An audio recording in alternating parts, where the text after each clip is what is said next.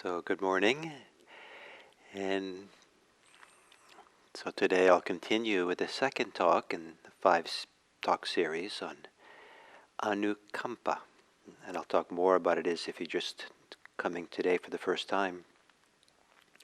It's a word that I translate as care, and so yesterday I kind of introduced this topic by giving a very personal story around my relationship with the Buddhist concepts of Buddhist attitudes of compassion, loving kindness, and care, Anukampa. And one of the reasons I was so personal with it yesterday was that some of what I'm going to do this week, and especially today, is a little bit more scholarly, can we say, and hopefully not too much so. But I want to kind of really pull out of this word Anukampa, the meaning, what it is, out of the ancient texts, the ancient teachings of the Buddha, because I think it's a wonderful aspect of these ancient teachings that are underappreciated, and to highlight it and bring it forth so that we can benefit from that. So it touches or points to some capacity that we have inside that gives it some clarity, that this particular capacity that has a place, and a wonderful place in our lives, in our life in the world. So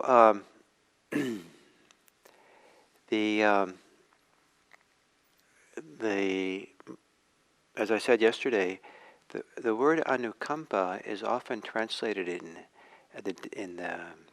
English in the translations of the Buddha's teachings as compassion, which is quite wonderful, and we could just leave it that way, and that would be nice.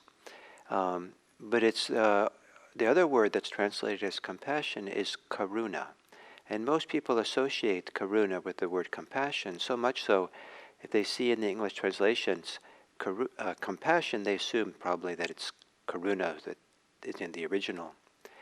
However, the word anukampa is much more common in the suttas than is the word karuna, and it has a wider range of meanings than karuna. Probably Anukampa, the word appears something like 3 times as many times as the word karuna. But even more interesting is the word karuna, as compassion, has a very narrow meaning. It really mostly occurs, almost entirely occurs, in 2 formulaic passages that get repeated repeatedly all over these ancient teachings. And one of them is referring to the practice of the divine abidings, the Brahma Viharas, on karuna. And there's a beautiful, very beautiful one of these 2 formulaic passages. I think it's quite beautiful. It talks about practicing karuna in deep meditation, where the mind is quite concentrated, still, radiant, open, and then becomes kind of a field for expansive karuna. So the passage is, one abides pervading the east with a mind accompanied with karuna. And likewise, the south, the west, and the north, above, below, horizontally, everywhere, and all over, one pervades the whole world with a mind accompanied with karuna, extensive, expanded, limitless, free from cruelty. I mean, it's if you're able to kind of imagine along, kind of in active imagination, this mind that's so expansive, this awareness, or the scope of attention, or scope of imagination, where the mind, the awareness spreads so wide that the whole world is pervaded with karuna, with compassion. So that's one of the 2 formulaic passages, and that repeats over and over again. It doesn't say what karuna is.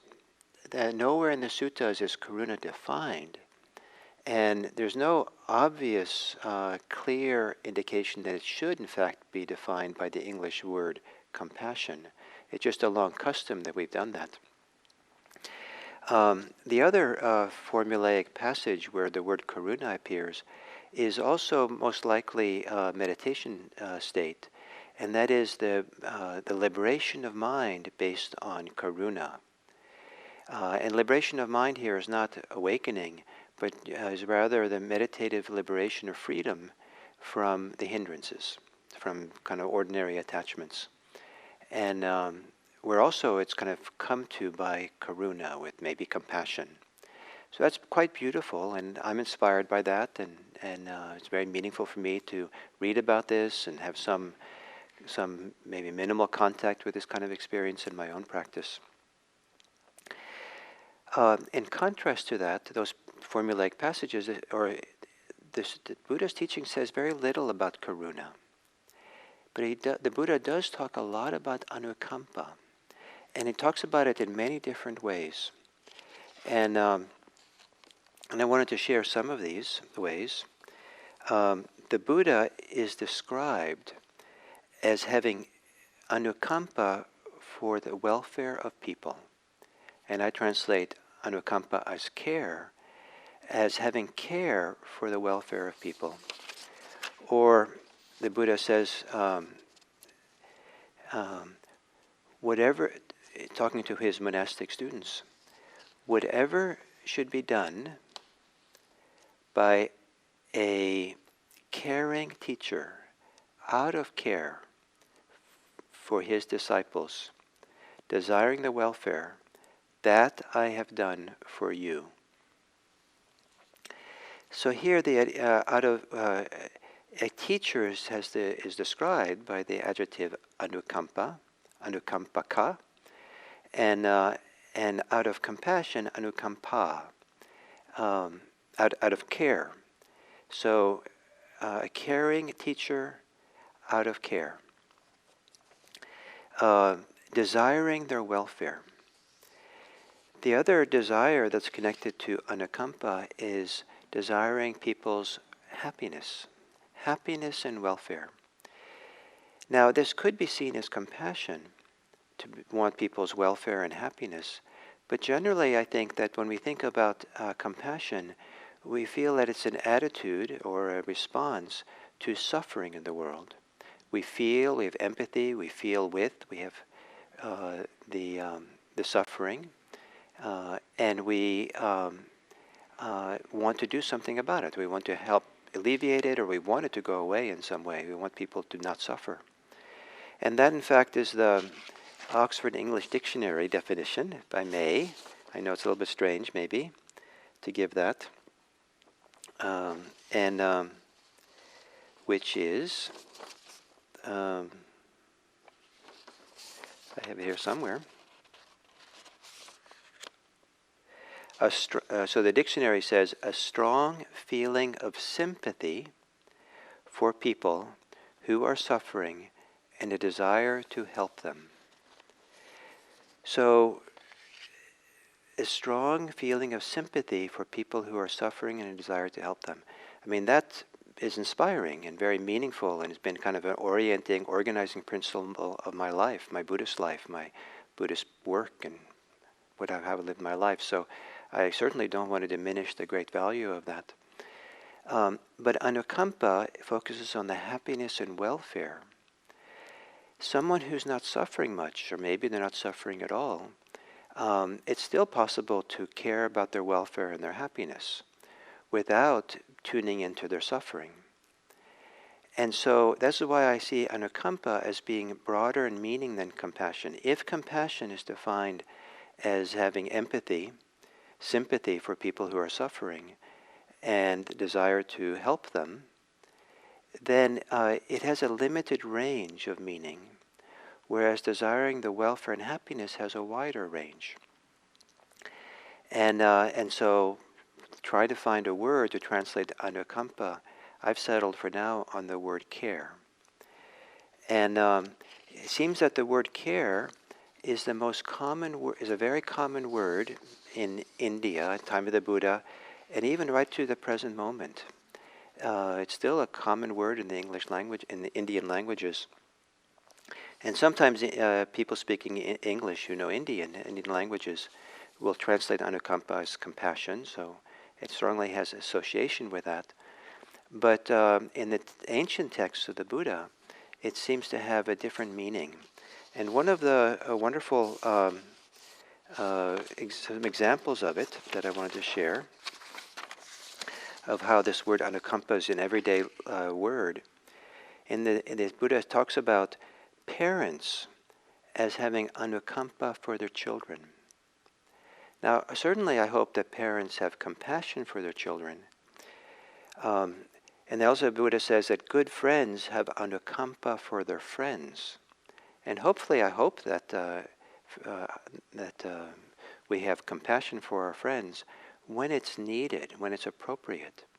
But I know that if my friends were constantly, nonstop, continuously having compassion for me, I think I would feel a little bit overwhelmed, a little bit oppressed by that even, like, very limited in that kind of exchange of feelings. However, if they had care for me, for my welfare and happiness, that I feel like that's kind of what I like. That's what I expect. I have care for their happiness and welfare, and that can be continuous. That's more open, that's more allowing. That's not kind of seeing me through a particular lens of how I'm suffering and how I want that suffering to be over. I think it's appropriate to have caring feelings that are very deep and wonderful, that are more extensive or wider in nature than only compassion. And so the word Anukampa has that role. The Buddha said that child care providers, I don't know what the Pali is right now, that's a modern English word, but child care providers also have Anukampa, care. And when people give to others, acts of donations and acts of generosity, the Buddha refers to that as being done out of Anukampa, as opposed to compassion.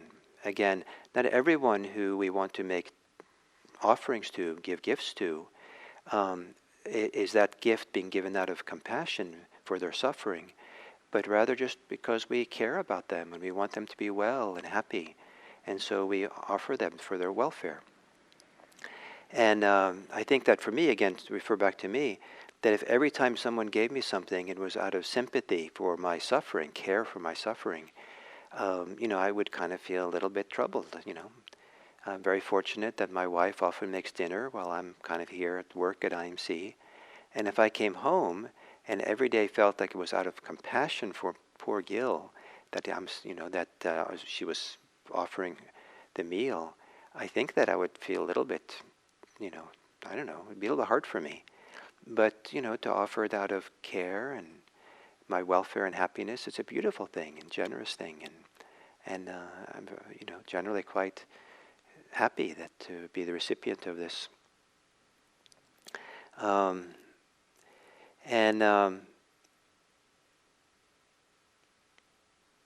for the Buddha's monastics, his monastic students, he instructed them, or what he does, he said he praises, not just instructs it, the Buddha praises, it's a kind of strong word, he praises tender care, tender concern, protection, and care towards lay families. To those people who are not monastics should have concern, offer concern, protection, and care, Anukampa, towards lay people. So over and over again, we see that the acts of generosity, of acts of caring for the world, the activity of caring for the world is expressed through this word Anukampa. The word karuna, translated as compassion, is never expressed that way in the suttas. It has a very particular domain of meaning, which seems to have to do mostly with meditation practice, a certain kind of state of meditation one goes into, without really any reference directly to other people. Anukampa is a social emotions. Anukampa is how we meet people, we enter into the world, with care for their happiness and their welfare. And So, so that's one way now of highlighting this importance and this the significance of this word Anukampa, and I'll continue over the next few days to do so. And in the meantime, in these 24 hours, you might want to consider a little bit for yourself the distinction between compassion and some of the other ways of caring for people. And is there a way of wishing for the welfare and happiness of people that you have that is distinct from compassion? And is there value in teasing these apart? Is it there's a role in your life of living and acting out of the welfare and happiness of others? So thank you for listening, and I'm happy to share this very profound aspect of our human heart's care. Thank you.